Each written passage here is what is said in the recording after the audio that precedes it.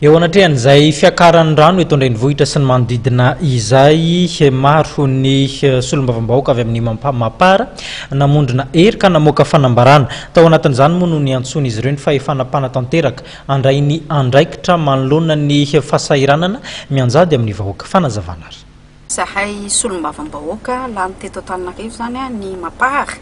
dia amin'ny maha-solombavambahoaka aloha dia tena hoe misolo tena ny vahoaka izahay, ary eo ihany koa ny solombavambahoaka dia mijery ny asa izay ataon'ny gouvernement zany na mpanantanteraka, dia izay mihitsiny no manaovanay antsoavo ho an'ny fitondrana sy ny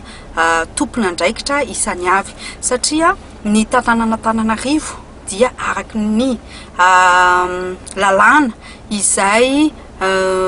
nataonay zany tao amin'ny antenimieram-pirenena, dia nisy ny lalàna lany tao hoe ny 700 isanjato ny vola etra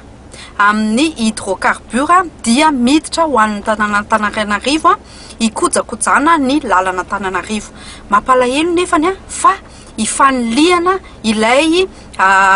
fanamboarana zany ny tanànan'Antananarivo, fa ohatrany hoe tena fananina potehana mihitsy n'ilay capitale de Madagascar, izay tena mampalahelo satria lasa anaovana